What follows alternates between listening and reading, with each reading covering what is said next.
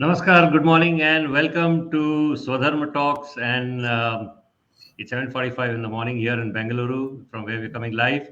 And thank you to all of those who have joined in, and thank you a lot to all of those who have been joining us for this entire past week. Today is our final session on of the Swadharma Talk, where we have Rotarian Ramkumar Seshu taking us through the balance in life through the learnings from the Bhagavad Gita and how you can actually interpret and understand it better so that you lead a much more fulfilled and productive life. And before we go into the session, we're on a different platform, but you're watching us on Facebook and LinkedIn. You can still send us your comments. All those of you who have joined in for the previous 5 sessions already know this. Please, when you come across a question, during the course of the program, type it in the comments then and there, because you may forget to type that in later, and it will be an important thought that you'd like to share with everyone, and we'd definitely like to hear from you.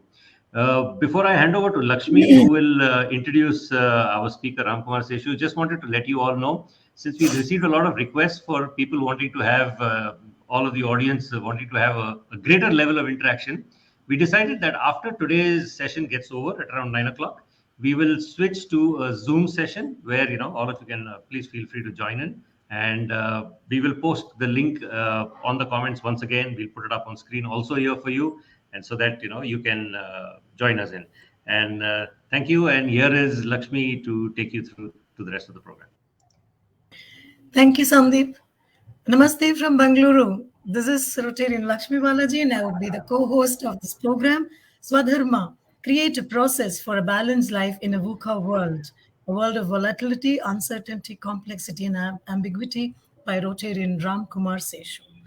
I welcome you all, the Rotary fraternity, and all our friends and relatives and everyone who has joined here, trusting us to take away something very good for the immediate future. Today's topic is attitudes that enable you and attitudes that hold you back. And before we move on to the topic, I would introduce Rotarian Ram Kumar Seshu. Ram is the author of Born to Win process, which is based on decades of learnings from the Upanishads and the Bhagavad Gita. The program has impacted over a lakh of entrepreneurs and corporate executives. His philosophy of I can, you can, and we can, based on the principle of Aham Brahmasmi, has been successfully implemented for over 4 decades. His signature program, Enough is Enough, Dimag ki Batti Jalao, Take Charge of Your Life. He is now on a mission to empower and create a million empowered entrepreneurs by aligning their Icha Shakti, Jnana Shakti, Kriya Shakti, and Manas Shakti. Over to you, Rotarian Ram Kumar Seshu. Namaskara. Thank you very much, Lakshmi and Sandeep, Sharda at the back end. Truly appreciate what you people are doing and helping us have a seamless experience. As Sandeep mentioned earlier, there is a Zoom link that we're going to be sharing on the Facebook as well as the LinkedIn and the Swadharma group, so that at about 9 o'clock we can get into a live interaction, because we'd love to hear from you what your thoughts are, and I'm sure that it's going to be a great learning experience for all of us. So let me begin with a prayer. Om Namo Bhagavate Vasudevaya. Krishna, please bless us, all of us who are here today. Thank you. So we've been on a very interesting journey, and I must thank Lakshmi for helping me curate this entire program, because she's been after me for a long time, saying, can we do a series like this? And especially in the VUCA world that we live in, which is so volatile, so uncertain, so complex, and so ambiguous, is it possible for us to do something by which we can get some amount of vision, understanding, clarity, and the agility that is required to capitalize on the opportunities that are available in the market, and at the same time handle the challenges with perspective? And therefore this whole issue of Swadharma, if you recall, the definition of Swadharma that I was recommending to all of you is doing what makes you happy and your world happy. So doing what makes you happy and your world happy. So whatever is the definition of your world, whether it is your family, whether it is your enterprise, whether it is the organization, whether it is the NGO that you run, what can we do to make sure that not only are you going to be happy, but your world is also extremely happy. So, quick recap: we started on Monday, and I can't believe that it's already Saturday, and we've spent 5 great days. Thank you very much, everybody, for being here and commenting. Truly appreciate that. So we started on Monday with the whole issue of Swadharma and Dharma. What is Dharma and what is Swadharma? And then we went on to another very interesting subject. What are the kind of conditioning challenges that we face in life, and how do we overcome those conditioning challenges?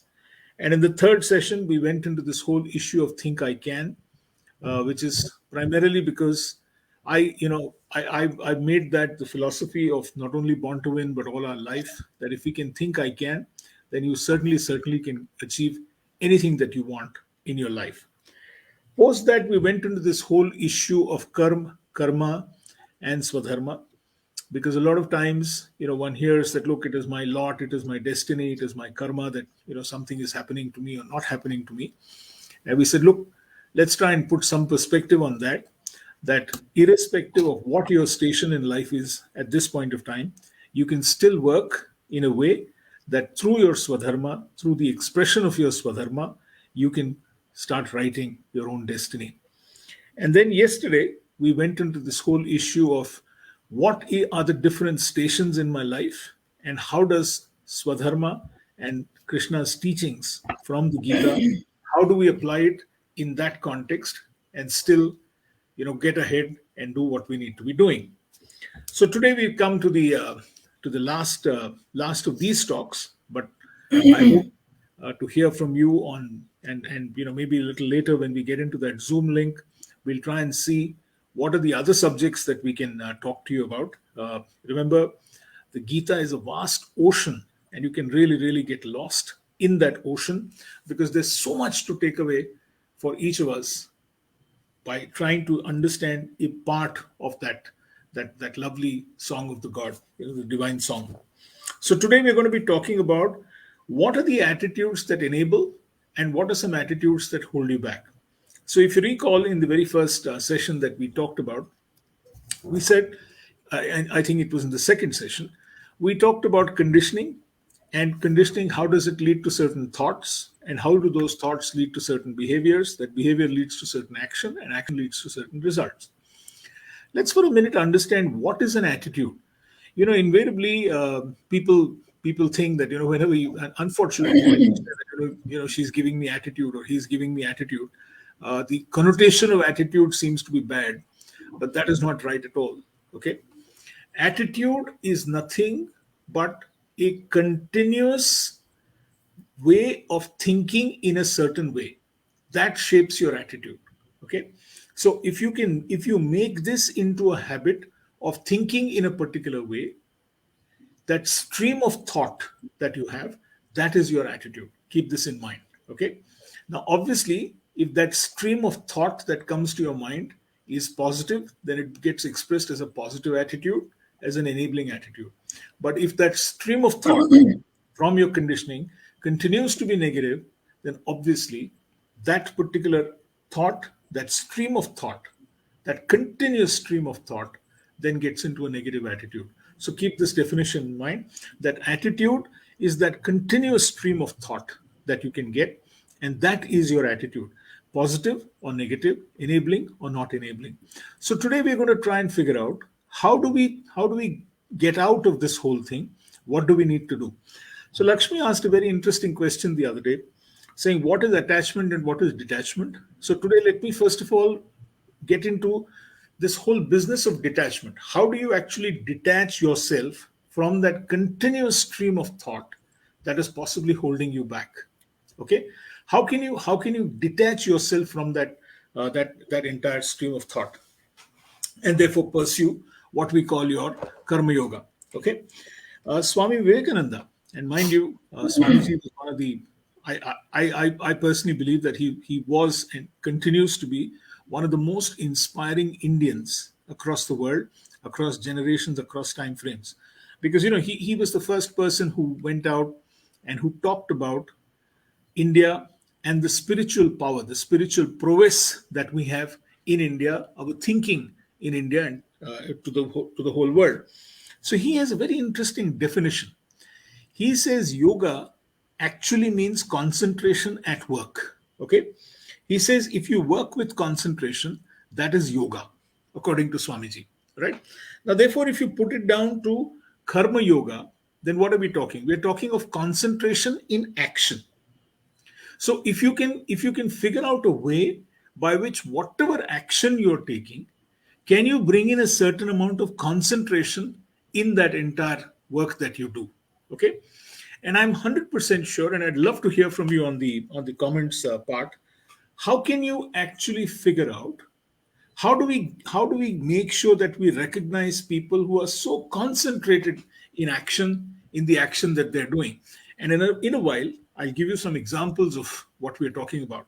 But what I'd like to do is let's pick up Krishna right now and figure out what is a message that he gives to us on the detachment that is required when we are doing that particular action. So Sandeep and Lakshmi, chapter 15, verse 1, and then 2, and then 3. Yes, go ahead, Lakshmi. Shri Bhagavanuvacha urdhmoolamadash-shakam-ashvattam prahuravyayam chandamsi yasya parnani yastam vedasa vedavith. The Supreme Divine Personality said, they speak of an eternal ashwat tree with its roots above and branches below. Its leaves are the Vedic hymns, and one who knows the secret of this tree is the knower of the Vedas. Shri भगवान बोले, ऊपर के और मूल वाले तथा नीचे के और शाखा वाले जिस संसार रूप अश्वत्थ वृक्ष को अव्यय कहते हैं और वेद जिसके पत्ते हैं, उस संसार वृक्ष को जो जानता है वह संपूर्ण वेदों को जानने वाला है. Chapter 15, verse 2. अधश्चोर्ध्वं प्रसृतास्तस्य शाखा गुणप्रवृद्धा विषयप्रवालाः अधश्च मूलानि अनुसन्ततानि कर्मानुबन्धानि मनुष्यलोके. The branches of the tree extend upward and downward, nourished by the three gunas with the objects of the senses and tender buds. The roots of the tree hang downward, causing the flow of karma in the human form. Below its roots branch out, causing actions in the world of humans. उस संसार वृक्ष की गुणों सत्व रज और तम के द्वारा बढ़ी हुई तथा विषय रूप कोंपलों वाली शाखाएं नीचे, मध्य में और ऊपर सब जगह फैली हुई है. मनुष्य लोक में कर्मों के अनुसार बांधने वाले मूल भी नीचे और ऊपर व्याप्त हो रहे हैं. Chapter 15, verse 3. न रूपमस्येह तथोपलभ्यते नान्तो न नान्तो न चादिर्न च संप्रतिष्ठा अश्वत्थमेनं सुविरूढमूलम् असंगशस्त्रेण दृढेन चित्वा. The real form of this tree is not perceived in this world, neither its the beginning nor the end, nor its continued existence. But this deep-rooted ashwat tree must be cut down with a strong axe of detachment. इस संसार वृक्ष का स्वरूप जैसा कहा गया है वैसा यहाँ उपलब्ध नहीं होता है, क्योंकि इसका न आदि है न अंत है और न प्रतिष्ठा ही है. इस अति दृढ़ मूल वाले अश्वत्थ वृक्ष को दृढ़ शस्त्र से काटकर. Shall I do the next one also? No. No. I don't think we have the third, fourth Okay. one. Perfect. So what he is saying is very clear here, that if you can imagine this ashwat tree, the banyan tree that is there with its with its roots coming down, and this is the typical allegory that sometimes Krishna makes in the Gita to explain a particular point to us, that when you have this whole tree, and this particular tree that he talks about, the origins of this tree are from Narayana, from himself, and the tree, the urdhvamulam adashakam is from Brahma. So what he's trying to tell us is that, look, this particular process binds us into attachment, because that is the very nature of this whole world. We will get attached to stuff. So he says you have to cut the roots of this tree through the acts of detachment. So whatever this negative thought process, or this thought process that is not enabling, you need to cut it short. You need to cut it out. You need to detach from all the non-essentials that you do. Now, let me give you, how do you do that? This is what Swamiji is talking about. That is concentration in action. If you have to detach from all the non essentials in your life, the way to do it is simple. You've got to get completely detached. So when you got to get into that concentration at work, remove all those thoughts that are coming in, all those attitudes that are coming in, that are possibly causing an obstacle to you. Let me give you some interesting examples of what we've seen, and I'd love you guys to put out some examples in the chat box about where you have seen for yourself concentration and action. Let me give you some examples. I recently moved house, and while I was moving, we had to get the whole house painted and stuff like that. And I saw one particular painter, a young man, must have been about 23, 24 years old, painting with so much of joy. Now he's just painting the ceiling of the house. Now, how many of us see the ceiling in the house? You don't, right? Very rarely will any guest come and look up at the ceiling and say, "Oh, wow, what a beautiful ceiling you have." But the point is that this young fellow was painting that ceiling with so much of joy. And I was looking at him, and I was amazed at his work. And I asked him, I said, "Kya itna time lagata hai?" And he said, "Nahi sir, ye ekdam perfect aana chahiye." And he was so involved in that. That is concentration at work. Is he going to stay in this house? No. Does he know who's going to stay in this house? No. Does he know who are all my friends who are going to come to this house? No. But the point really is this, that the attitude that he was looking at was so much of joy in doing. I mean, if you'd have just painted that ceiling, I'm sure none of us would have even found out that there is a speck somewhere or a dot somewhere that he was trying to cover. You can get any number of examples. Like the person who sings. Recently, I saw this lovely program on television called Super Dancer, where these young kids were dancing, and the abandon that they were dancing with, the sheer abandon of these young children. Yes, it is a show. Yes, there is a judge. Yes, there is going to be some marks awarded to that young child. But the sheer joy of dancing, of expressing herself, like a singer, like a painter, like a writer writing, okay, like my mother cooking or like my wife cooking, okay, and coming up with this absolutely great dish, and totally involved in that entire dish. So many more examples, like a salesman explaining the benefits of the car, not the features, and totally getting immersed in what he or she is doing, like a farmer tilling his land, or watering his crops, like a worker in a machine shop, making sure that that particular part or that particular fabric is being woven. So many examples that you can get at. How do they get that concentration of work? By doing what Krishna is saying. Take the strong acts of detachment and cut down this tree that is binding us into attachment. If we can just get into that kind of a mode, detach from the non-essentials in the work that we are doing, and then you will get the stream of thought that I'm talking about, this attitude that is there. You will be able to figure out a way of how can you get out of that negative thinking, that thinking that is not enabling you to go forward and to move ahead. And that is such a powerful message that Krishna is giving us. Love to hear from you in the comments box of who you have seen do this. One. Two, from today onwards, wherever you're seeing someone who's so concentrated in the work that they're doing it, and they're doing it because of the sheer joy of expressing themselves, please reach out to them and say, you're doing a great job. Now, this is a guy who could be cleaning your car. Okay, this could be the maid who's sweeping the house. This could be your executive who's working on a presentation.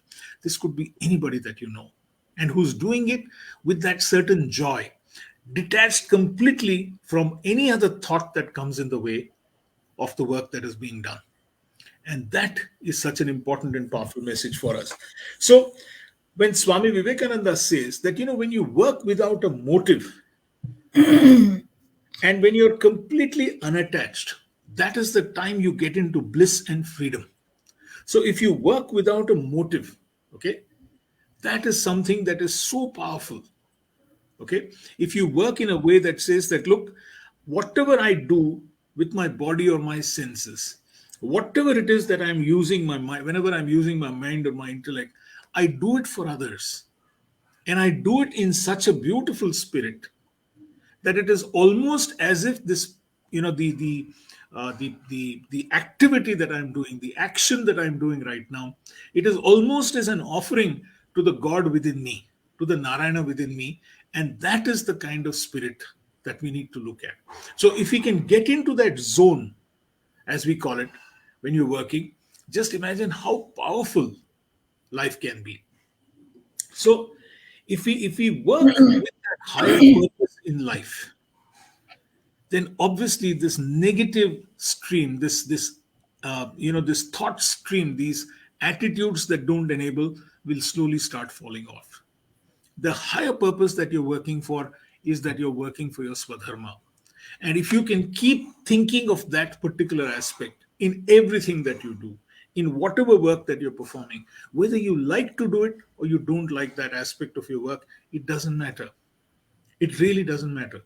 Sometimes, some parts of the work that we do are things that we don't like. And some parts of the things that we do, we love it a lot. But it doesn't matter which part it is. If you can start thinking that, even this distasteful stuff that I'm doing, that difficult call or that difficult, that confrontation that I need to do, or that, that argument that I need to have, or that, forceful way that I need to be, whatever it is that you need to do, can you do this without the attachment? Can you do this in a detached way from the outcome that is bound to happen? And if you do find people who are working with a higher purpose, do me a favor, go recognize them and tell them, hey, you know what, you're doing a great job. And give that encouragement to that young man or young girl, or that man or that woman or whoever, to continue to work in this way, so that they consciously start working with a higher purpose. Okay? And it is this that will help you create those attitudes that will enable and get you going and get you to where you want to get in life. So if we can, in I think in the last session we saw in chapter 13, verse 8 to 11, we saw some examples of how you can work in a way that will enhance your self-esteem, how you can work in a way that your swa will go up in Swadharma. Swa, if you recall, I was saying the swa of Swadharma is really about the self-esteem that you will work with. Okay, and we saw a whole host of when he talked about humbleness, and he talked about so many interesting aspects at that point of time in chapter 13. Now Krishna has a very interesting message to continue on the same thing. He comes back and he tells us some very, very interesting stuff. He of course calls it Daivik, okay, and he calls it Daivik and Asurik. But let's look at what Krishna is talking about and understand each one of these attitudes that are attitudes that enable. And he's got a great point, and we'll spend a little time on that today, because this is a very, very important thing. So Sandeep, with your permission, Sandeep, with you, yeah, Lakshmi. Yes. Chapter 16, verse 1. Shri Bhagavan Uvacha Abhayam Sattva Samshuddhihi Jnana Yoga Vyavastitihi Dhanam Dhamascha Yajnascha Swadhyayastapa Arjavam. The blessed Lord said, fearlessness, purity of heart, steadfastness in knowledge and yoga, almsgiving, control of the senses, sacrifice, study of scriptures, austerity and straightforwardness. Shri भगवान बोले, भय का सर्वथा अभाव, अंतःकरण की शुद्धि, ज्ञान के लिए योग में दृढ़ स्थिति, सात्विक दान, इंद्रियों का दमन, यज्ञ, स्वाध्याय, कर्तव्य पालन के लिए कष्ट सहना, शरीर मन वाणी की सरलता. The next one also, the next two, Lakshmi, if you don't mind, verse 2 and 3. 3, yeah. Ahimsa satyam akrodha tyaga shantirapayshunam daya bhutheshvaloluptvam mardhavam hrirachapalam. Harmlessness, truth, absence of anger, renunciation, peacefulness, absence of crookedness, compassion towards beings, non-covetousness, gentleness, modesty, absence of fickleness, ahimsa, satyabhashan, क्रोध न करना, संसार की कामना का त्याग, अंतःकरण में रोग द्वेष जनित हलचल का न होना, चुगली न करना, प्राणियों पर दया करना, सांसारिक विषयों में न ललचाना, अंतःकरण की कोमलता, अकर्तव्य करने में लज्जा, चपलता का अभाव. Chapter 16, verse 3. तेज क्षमा धृति शौचम अद्रोहो नतिमानिता भवन्ति सम्पदं देवी अभिजातस्य Bharat. Vigor, forgiveness, fortitude, purity, absence of hatred, absence of pride. These belong to the one born for a divine state, O Arjuna. तेज प्रभाव, क्षमा, धैर्य, शरीर की शुद्धि, वैर भाव का न रहना और मान को न चाहना, हे भरतवंशी अर्जुन, ये सभी दैवी संपदा को प्राप्त हुए मनुष्य के लक्षण है. Thank you, Sandeep. Look at the beauty of these 27, 28 attitudes that he talks about. The interesting thing is that he starts with fearlessness and he ends it with humility. He starts with fearlessness and ends it with humility. Now, what are these attitudes all about? You see, the importance of this attitude, this stream of thought, this stream of consciousness that I'm talking about, this stream of thought that you get, okay, is such an enabling one because it impacts you in three important areas. One, the way you manage yourself. The second, the way you manage others. And third, the way you manage your work. You remember I told you about the I can, you can, and we can. And it is these attitudes that Krishna is making us aware of that will help us in terms of how we manage ourselves, how we manage others who are with us in our world, and how we manage the work or the output that we're supposed to do. So I just did a small, analysis of these 27 attitudes that Krishna talks about, and let me tell you, the first, category is about the self, and what is his input to us on how do you manage yourself, and he gives us about 12 different attitudes that we can cultivate on a daily basis. Remember one very important thing: the more you put these positive attributes into your mind, then the less time you have for those thoughts that are not enabling. In a while, we will see what are those thoughts that are not enabling. But let's look at these 27 and analyze them in greater depth. He talks of fearlessness. The first one, that you need to be fearless in what you're doing. Don't, once you're on the track of your Swadharma, then be completely fearless.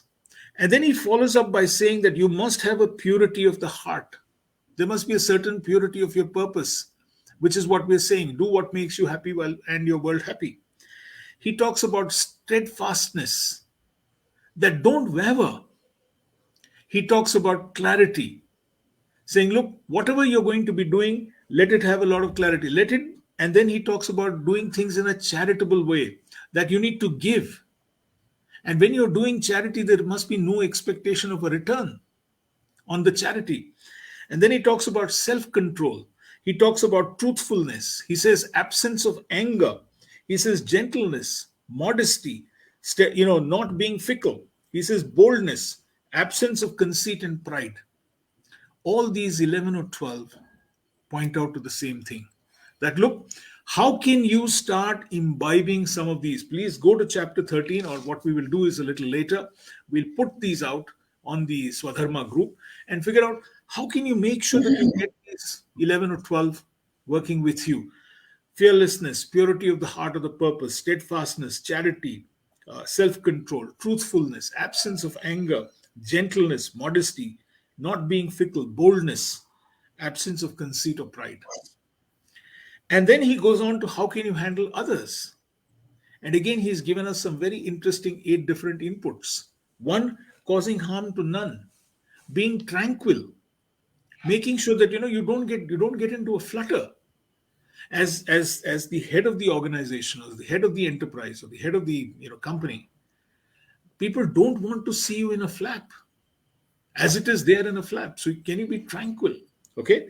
He talks about being without any deceit. Okay. Not slandering anybody behind their back. He talks about compassion. He talks about forgiveness, patience. He talks of absence of hatred or enmity. Very, very powerful thoughts, very, very powerful attitudes that we can imbibe. And then finally, he talks about how can you do work. He says, do work in a spirit of sacrifice. Do it like a lifelong learner. Practice austerity. Make, simplicity. He says pursuing knowledge, be a learner. And then he talks about renunciation. He talks about being consistent, transparent. And he talks about non covetousness, that is, do not desire what does not belong to you. Be fair. The most important thing in life is this, that if you're running an enterprise, the people that leave you, people join companies, leave a boss. And why do we say that? They leave you because of the fact that you're not transparent. They leave you because you're not being very open. And look at all these beautiful 27 attitudes that he says, that these are daivik. These are attitudes that enable us to move ahead in life. Would you like to do all 27? Fair enough, if you can. If you can't, pick a couple of them. Maybe two from the self part, two from the others part, two from the work part, but make that your stream of thought. Make that your attitude, and therefore you will never really have any time to think of attitudes that are not enabling. So if these are the attitudes that are divine, and if these are the attitudes that are going to work with you, then what Swamiji says is Swami Vivekananda says, work like a master, not a slave. Work like a master, not a slave. Look at his thought. That look, if you can imbibe these attitudes, then you will start working like a master, not a slave to the circumstances that you find yourself in, but you will master the circumstances that you're finding yourself in, whatever be the circumstance that you are in right now. Okay? Now, if this is the attitudes that are there, then what are some attitudes that do not enable you? What would be things that will block your path? What do you think are some things that will come in the way of you doing what you want to do in life? Are there any attitudes that we need to be watchful about? Is there something that we should be wary about and say, let's not get into this. It isn't something that is making any sense to us. And he has a beautiful message on that for us. He calls these divine, and he calls the next one asuric or demonic. Let's pull up chapter 16, verse 4, Lakshmi. Yes. Dambho darpobhimanascha krodha parushyamev cha ajnanam cha abhijatasya partha sampadamasurim. O Partha, the qualities of those who possess a demonic nature are hypocrisy, arrogance, conceit, anger, harshness, and ignorance. Hey Partha, दंभ करना, घमंड करना, अभिमान करना, क्रोध करना, कठोरता रखना और अविवेक का होना भी ये सभी आसुरी संपदा को प्राप्त हुए मनुष्य के लक्षण है. Fantastic. So look at what he's saying. He says, look, these are the attitudes that don't enable you. This is the stream of thought that will come and pull you down in life. Okay? And what is his explanation? The first one he starts is hypocrisy. And so very important. Okay? Hypocrisy is to believe that, I am not what I am, but I'm much bigger than what I am. Is to be a hypocrite.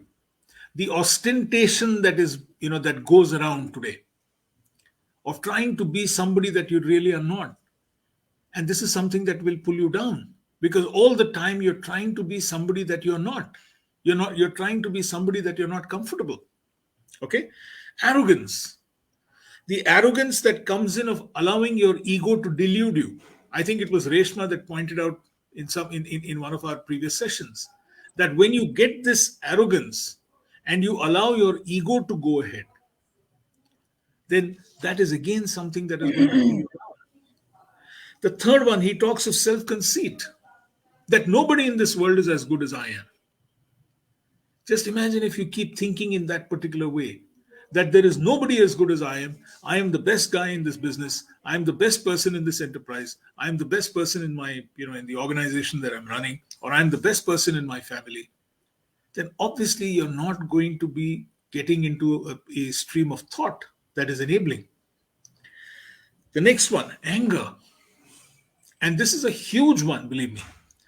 This anger that comes from a sense of entitlement, that I am entitled to something, and therefore I have a right to be angry at this particular point of time or in this particular situation. Again, completely something that will derail you on your path. Harshness, being obnoxious. I really, I just don't understand why people in powers of authority, or in positions of power, whether it is in the government, whether it is in the bureaucracy, whether it is in the private sector, wherever, there is no need to be rude. There is no need to be obnoxious. I mean, if you're not going to be doing something, or if something doesn't appeal to you, or if something doesn't make sense to you, then please be blunt about it and say, I'm sorry, this doesn't work. But you don't have to be rude, you don't have to be obnoxious. Okay. And then finally, he talks about ignorance that comes from an attitude that I know everything. I need not learn anything at all. I'm the best that there is, and I will stop my learning.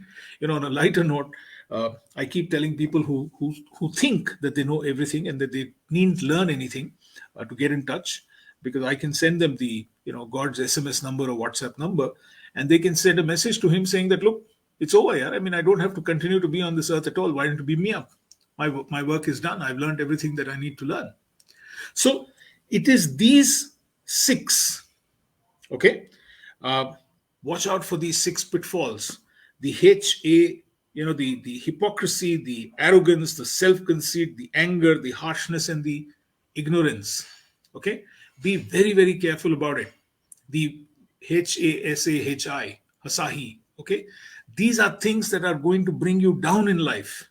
Keep this in mind, because when you need it the most, it is this thought process that will overcome all the good that you're going to be doing in life. Keep this in mind. So watch out for them, and if these are things that are happening to you in your life, then be very careful that we need to avoid them. Why should we do that? Krishna has two very interesting inputs for us. Sandeep, verse 16, chapter 16, verse 7 and verse 18, both. Yeah. Pravrittim cha nivrittim cha jana na vidurasuraha na shaucham napi chacharu na satyam teshu vidyate. Those possessing a demonic nature do not comprehend what actions are proper and what are improper. Hence, they possess neither purity nor good conduct nor even truthfulness. आसुरी स्वभाव के लोग न प्रवृत्ति को जानते हैं और न निवृत्ति को. उनमें न शुद्धि होती है, न सदाचार और न सत्य ही होता है. Chapter 16, verse 18. Ahamkaram balam dharpam kamam krodam cha samshritaha mamatma paradeheshu pradvishantobhyasuyakaha. Blinded by egotism, strength, arrogance, desire, and anger, the demonic abuse my presence within their own body and in the bodies of others. अहंकार, बल, दर्प, काम और क्रोध के वशीभूत हुए परनिंदा करने वाले ये लोग अपने और दूसरों के शरीर में स्थित मुझ परमात्मा से द्वेष करने वाले होते हैं. Right? So his message is very clear, saying that look at the point that he's saying, that they not only abuse the goodness within themselves, but also in others. How are you going to build an ecosystem that is sustainable if you were to practice some of those things? And he's very clear in his mind that this is the downward spiral that you have to be careful about. It is this downward spiral that you need to get detached from. And this is what he says: cut down that ashwat tree with the axe of detachment. Be careful about this downward spiral, because this downward spiral is not going to get you anywhere. Look at what he's saying. He says ego, false idea of strength, arrogance, desire, anger. All of these are the 6 gateways of hell. Because once you get onto this downward spiral, on these attitudes that do not enable you, then there is just one way that you're going, and that you're going to go down and down and down and down. You're going to go deeper and deeper and deeper. Let's look at these 6 gateways that we talked about some time back in terms of from an attitude perspective. Remember, attitude is that stream of thought. is that continuous stream of thought. Is not just a thought, but it is that continuous stream of thought that you're going to be having. And that will determine how you respond to people. So we need to be watchful about these so that we can let the other 27 start taking dominance in this. So if you don't stop this, then you're not going to give permission for the other 27 to start consciously becoming your stream of consciousness, stream of thought. Okay? What are we saying? This whole business of karma that he talks about, okay, where does it come from? Whenever there is any unsuccessful action, whenever there is an action that is done and there is a delayed result, we are so ingrained in this business of immediate gratification that if there is an action that you perform and that action does not give you the result that you want, then automatically you get into this unsatiated desire, which is karma. When it becomes unsatiated, when it becomes uncontrolled, that is the problem. And that karma invariably leads to krodha, because you get into this sense of entitlement, this anger that comes that, look, how can I not get it? I need this at any cost. It is that anger that comes in, and that anger then gets you into this whole business of lobha. It gets you into lobha, which is greed, saying that, look, I am going to acquire this at any cost. I am going to do this at any cost. Whatever happens, I don't care. I will bend the rules. I will do whatever has to be done because I have got into that business of greed right now. And it is so dangerous, because you can never get away when you do things from a perspective of greed, because you will slip. And that gets you into moha, which is that I want to acquire this. It is that attachment that comes saying that, look, I am good. I just don't care. I'm not going to listen to anybody who's a voice of reason. And that gets into this whole business of mother, which is arrogance. That, look, nothing can be done by me which is wrong. And finally, you get into matsarya, which is this jealousy, that this uncontrolled jealousy that we are talking about. So you need to figure out a way of detaching yourself from this downward spiral. Even if one of these is there in your mental makeup, my friends, even if one of them, whether it is kama or krodha or lobha or moha or mada, matsarya, any one of these, be careful. Because you need to cut these down with the acts of detachment. You need to move away from them. And how do you do that? It's very simple. Take one of those positive enabling attitudes and make that a part of your stream of thought. It doesn't matter what you've done till date. But from now onwards, you can cut down this by practicing those enabling attitudes that we talked about. Because if you keep practicing those enabling attitudes, then you're going to get what you want to get in life. Keep this in mind. So only when you get out, only when you stop this, can you start doing that. And the way to stop it is very simple, is to consciously keep repeating to yourself, taking one of those practices and figuring out how is it that I can actually keep practicing one of those 27 attributes, or one of them. Just take one, believe me, and the rest will come. Whether it is fearlessness, whether it is purity of heart or purpose, whether it is steadfastness, whether it is doing charity. Charity means giving of your time, giving of your time, your talent, more than giving money. The self-control, truthfulness, absence of anger, gentleness, modesty, steadfastness, not being fickle, okay, boldness, absence of conceit or pride, causing harm to none, being tranquil, without deceit, not slandering people behind their back, compassion, forgiveness, patience, absence of hatred or enmity, spirit of sacrifice, being a lifelong learner, austerity. Austerity is simplicity, pursuing knowledge, renunciation, being consistent or transparent, non-covetousness, not having a desire. So can you pick one of these? Because let me tell you another interesting thing. You take one and all the other 27 start falling into place. Like you have the downward spiral of kama, krodha, lobha, moha, mada, matsarya, you also have this upward spiral. You pick any one of these and make it part of your stream of thought. and the rest of these positives will keep coming into your life.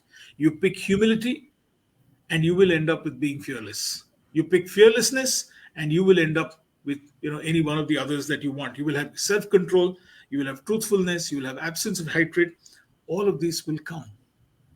It is in our control. It is we who can then turn around and say, this is what we're going to do, and this is how we're going to do what we're going to do. So if you detach from the downward spiral, this is what will happen to you and your Swadharma. Sandeep, chapter 16, verse 22, please. एतैर्विमुक्त कौन्तेय तमोद्वारैस्त्रिभिर्नरः आचरत्यात्मनश्रेयः ततो याति परां गतिम्. Those who are freed from the three gates to darkness endeavor from the welfare of their soul and thereby attain the supreme goal. हे कौन्तेय, नरक के इन तीनों द्वारों से विमुक्त पुरुष अपने कल्याण के साधन का आचरण करता है और इस प्रकार परागति को प्राप्त होता है. Right? So this is his message to us, saying that, look, if you were to stop this negative thinking, if you were to get out of that and start looking at stuff that you need to do, then obviously you are going to be attaining what you want to attain, which is your Swadharma. And that is, I think, Krishna's great message to all of us, saying that, look, you have a right to your Swadharma. Your Swadharma is great. Believe in it, practice it, keep at it. But most importantly, remember this one thing, that the way you are going to be managing yourself, the others, and work will help you progress on your Swadharma. And this is something which is a very, very important point that Krishna makes to all of us, saying that, look, if you were to do this, then you are certainly going to achieve whatever you want to achieve in life. Okay? And this is such a simple but an effective message for all of us. Keep this in mind. With this, we actually now are going to, I'm going to take a little bit of a jump here, and I'm going to try and get into how do we actually, work, and what do we need to be doing so that we can reconnect to that higher purpose in life. So, Lakshmi, will you help me with chapter 18? Verse 65 and 66, please. मन्मना भव मद्भक्तो मध्याजी मां नमस्कुरु मामे वैश्यसि सत्यं ते प्रतिजाने प्रियोसि मे. Always think of me, be devoted to me, worship me and offer obeisance to me. Doing so, you will certainly come to me. And this is my pledge to you, for you are very dear to me. तू मेरा भक्त हो जा, मेरे में मन वाला हो जा, मेरा पूजन करने वाला हो जा और मेरे को नमस्कार कर. ऐसा करने से तू मेरे की ही प्राप्त हो जाएगा. यह मैं तेरे सामने सत्य प्रतिज्ञा करता हूँ, क्योंकि तू मेरा अत्यंत प्रिय है. And the next one, please, 66.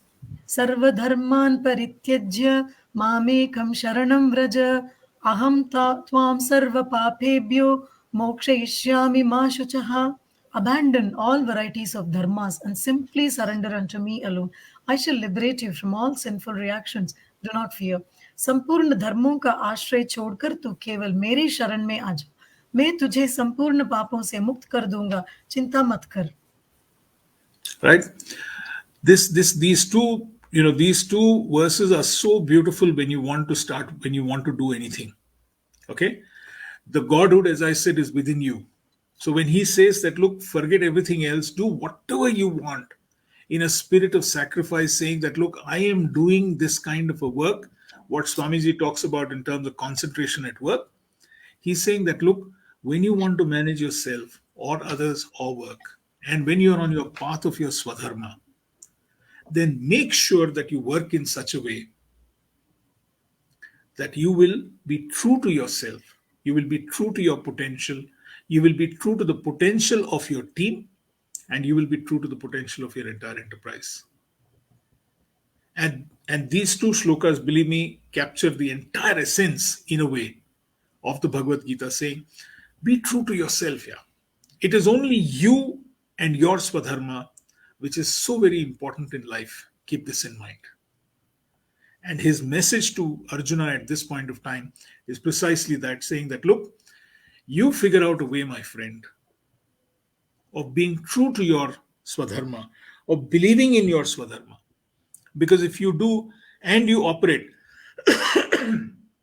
sorry, and if you operate in a way that you do whatever you do with that spirit of sacrifice, you do this as an offering to yourself. Because you are your best friend, isn't it? At the end of the day, your Swadharma is your Swadharma. If you start believing in your Swadharma and you were to act according to that, because you're your best friend, the question really is this: are we being true to ourselves by not following that? By allowing these attitudes to come in the way and detract us and take away from what we are supposed to be doing. Because at the end of the day, let me tell you this: no deal is so much, no contract is worth so much as your happiness. Keep this in mind. Does it mean that you walk away? No. You be fearless, and that's his message. Can you be fearless with humility? Can you make both of these a part of your armory? Can you make both humility, fearlessness, and humility? So he is not telling you to be a pacifist. No. Stand up for what is right. Stand up for what you want in your life. No doubt about that at all. But it's extremely important to remember this, that while you're going to be standing up for what is important to you in your life, and you do what is required, do it with a certain fearlessness, with a humility.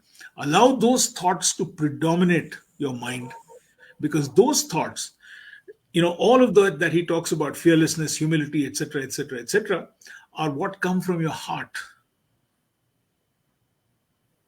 I repeat, all of those enabling thoughts are what come from the heart. The kama, krodha, lobha, moha, mada, matsarya come from the mind. So make your mind a slave of your heart. If you can make your mind a slave of your heart, then you will never have any of these thoughts that will, not enable you to work on your Swadharma. Keep this in mind. Make your mind a slave of your heart, my friends. And if you do that, then your heart will tell you whether you should be, whether it is fearlessness or humility or any of the other 27 beautiful attitudes that he talks to us about, that you can get what you want to get.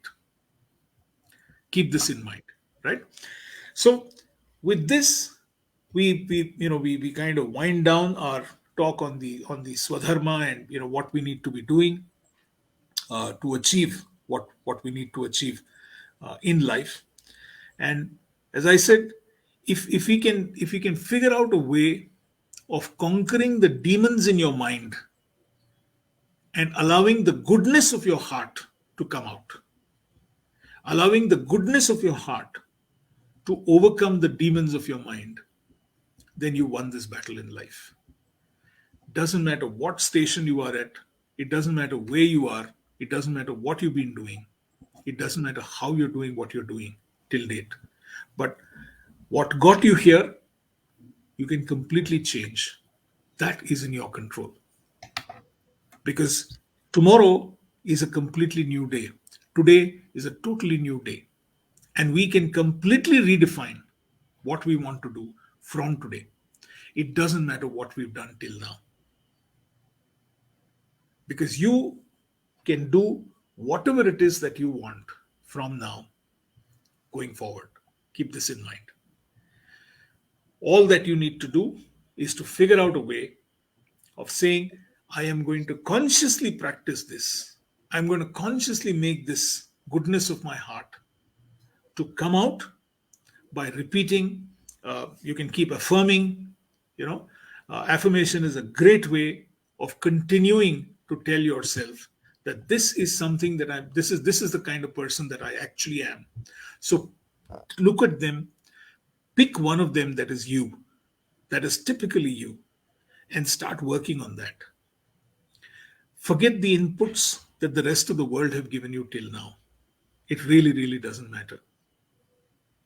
Look at those, look at who you are and how you want to practice that. And that is what Krishna does to Arjuna finally when Krishna asks Arjuna this simple question. And Sandeep, will you help me with chapter 18, verse number 72, please?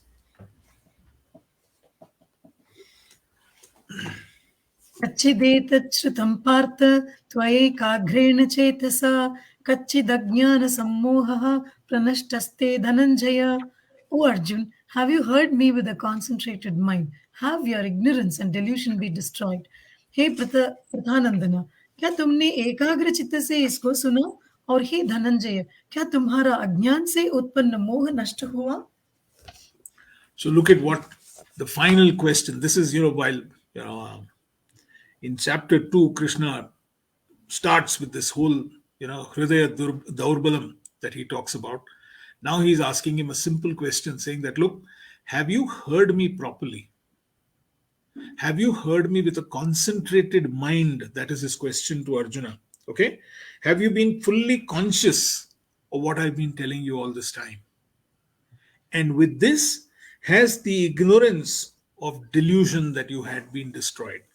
Has it been completely destroyed? It's not, has it been done away with?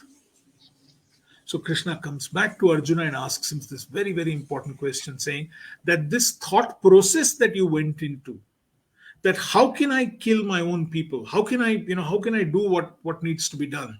This classic, as Dr. Hegde calls it, classics, all the symptoms of a classic mental anxiety that Arjuna displays. Has this thought process been completely done away with? Have you managed to completely do a thought overwrite on what you need, what your thought process was? And is there a possibility that this negative thought process that you had, you can completely overcome it? And that is Krishna's question to each one of us. That if you're finding yourself in a place where your Swadharma is not being met for whatever reason, okay?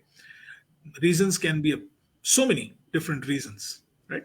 But if your Swadharma is not being met right now, can you with concentration sit down and do a thought override?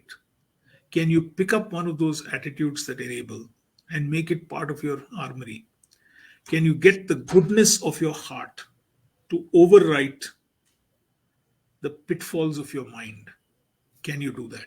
And that is his final question. This is the final statement that he makes in the Bhagavad Gita, saying, Arjuna, did you hear this with focused consciousness? And if you've heard it with focused consciousness, has your ignorance and your delusion, has it been destroyed? And that is his question to all of us. That look, if we can imbibe the learnings of the Bhagavad Gita into whatever we do, into our daily lives, then there is absolutely no doubt about the fact that we will definitely get into a situation where we can remove those cobwebs of the mind that are obstructing us. All these 6 days that we've been doing, Lakshmi, Sandeep, Sharda, and I are trying to get this message across to you that you have complete control on what needs to be done. It is you who can take charge of your life. It is you who can rewrite what you're doing with the way you want to do it. You have complete control. And this is the beauty of the message of the Bhagavad Gita to all of us. And this is Krishna's question to us, that if we focus, if we concentrate on what needs to be done, which is our Swadharma, then all the delusions of the mind will get wiped away. Will we slip? Yes, we will. We're human beings. We are entitled to slip. That is our, Janma Siddha Adhikar of, moving away. But can we come back? I think we can. And this is the process that we talk about through our programs. And this is something that we share with people, saying that, look, it is natural for people to move away. There's nothing wrong. We're human beings, like Arjuna, the finest warrior in the entire Kaurava and Pandava army. the man who single-handedly vanquished all his enemies, the man who had the best of equipment, the man who had the best of teams, the man who had the best of everything in life. And he also slipped. So if he can, I can. The point is that through the learnings of the Bhagavad Gita, can we come back onto the track? My favorite example of this is that if there is a accident on the road, or if there is, God forbid, a derailment in the railway line or whatever, the first job of the railway authorities or the road authorities or whatever is to get the road cleared. They will immediately get into a rescue operation of rescuing people and taking care of people who got hurt, or God forbid, any deaths that may have taken place. But one of their first tasks is to get the road back into action. Why? Because there are so many other cars that are coming at the back. There are so many other trains that need to come and move on this particular path. And they can't afford a derailment of themselves. Likewise, if we ever get down from this patri of Swadharma, can we bring ourselves back? We can. And that is through the learnings of the Bhagavad Gita. And this is his message. This is his question to Arjuna. Have you heard this with all concentration, and have the cobwebs of your mind been removed? And let us see what Arjuna's answer to Krishna is all about. Sandeep, chapter 18, verse 73, please. Lakshmi? Yeah. Arjuna uvacha nashto moha smritirlabdha tvatprasadhan maya chuta stitosmi gata sandehaha karishye vachanam tava.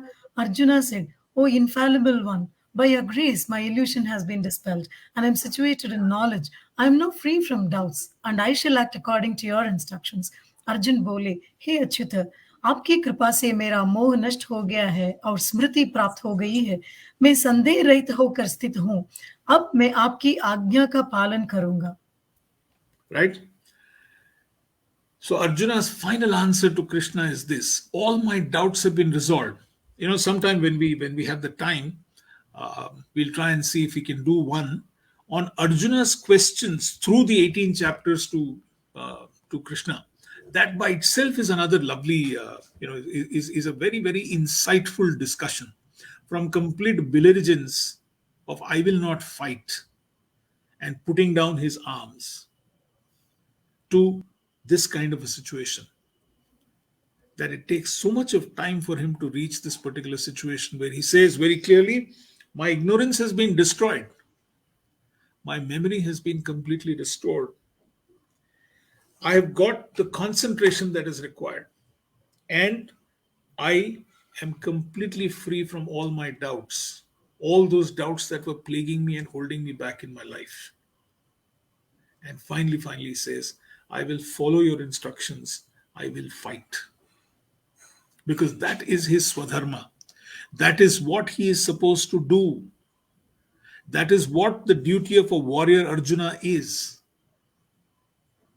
And Krishna brings him back on track, onto his Swadharma, and he says, look, all these cobwebs of my mind have been destroyed. I am now ready to do what you have asked me to do. And this is Arjuna's last point to Krishna in the entire Bhagavad Gita, the Song of the Divine. We'll go to the last stanza, then some observations from Lakshmi and Sandeep, and then we'll get on to the Zoom link. I hope Sharda has opened the Zoom link and sent it to everybody. But yes, Sandeep, the last stanza, chapter 18, verse number 78. यत्र योगेश्वर कृष्णो तत्र पार्थो धनुर्धरः तत्र Shri विजयो भूतिर Dhruva नीतिर्मतिर्मम. Wherever there is Sri Krishna, the Lord of all yoga, and wherever there is Arjuna, the supreme archer, there will also certainly be unending opulence, victory, prosperity, and righteousness. Of this, I'm certain. यहाँ जहाँ योगेश्वर भगवान श्री कृष्ण है और जहाँ गांडी व धनुषधारी अर्जुन है, वहां ही श्री विजय, विभूति और अचल नीति है. ऐसा मेरा मत है. Thank you. Okay, and this is Sanjay's final. The whole the whole discourse of the Bhagavad Gita starts with Dhritarashtra asking this question. And this is Sanjay's final answer to him, saying that, look, wherever there is Krishna and wherever there is Arjuna. So who's Krishna? Krishna is the godhood within you. Wherever there is this person who's reminding you to be on to your path of Swadharma. And who's Arjuna? The Arjuna within you. The person who executes that Swadharma. So if the person within you who's reminding you of your Swadharma, and if the person who's executing that Swadharma, both of them are you. So if they are both in alignment, look at the beauty of this shloka. If they are both in alignment, then definitely there'll be victory, there'll be consistency, there'll be prosperity, there'll be everything that you want. And this is the point that Sanjay is telling all of us. That, my friends, make sure that your thinking is as per your Swadharma, and make sure that your action is again as per your Swadharma. Because if both of them are in alignment, then you will have everything that you desire in life. Whether it is victory, whether it is opulence, whether it is prosperity, whether it is happiness, whether it is joy, all of that is bound to happen. And this is Sanjaya's final point to Dhritarashtra, saying that, look, when the godhood in you, when the goodness of your heart is aligned with the actions that you perform on your Swadharma, then success is 100% for you. The last word in the Bhagavad Gita is very interesting. It says mama. And the first word in the Bhagavad Gita is dharma. When Dhritarashtra says dharma kshetre kurukshetre. If you recall, I did mention to you that you can, this is the luxury that we have, that you can say kshetre kshetre dharma kuru. Okay?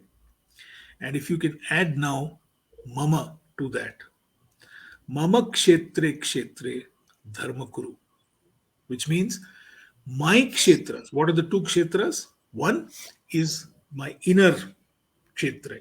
He does explain this to us very clearly that kshetra is nothing but your body, the way you think. And the person who executes, that's the other kshetra.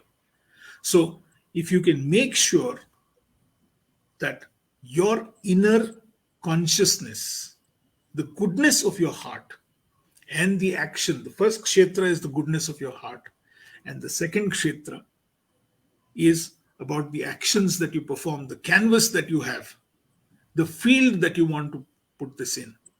He says, mama kshetre kshetre dharma kuru. Do what is your dharma. Do what is your swadharma. And then you will find all the happiness, all the peace, all the prosperity, whatever it is that you want, that is going to be yours. And with that, I will close the talk. We'll take a few observations from Sandeep and Lakshmi. But Om Tat Sat, thank you very much for being a patient audience. And I'd love to see you on the Zoom call that we're going to get. But quick reaction, quick observations, thoughts from these two people who I'm enjoying working with the last 1 week. Sandeep and Lakshmi. This has been an awesome experience for me too. And Ram, thank you very much, and Lakshmi, for conducting this so very well.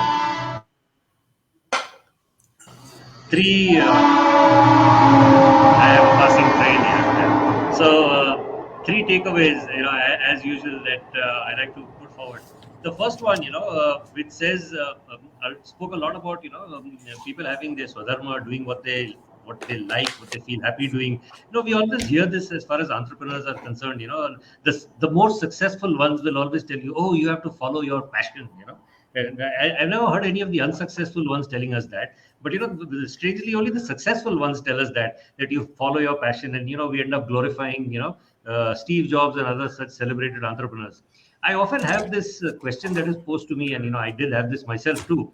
sometimes you feel that, I love to sing, but people are, making me the painter, I mean, I'm called to paint, they'll give me money for painting, but, everyone says, follow your passion. Now, my passion is to sing.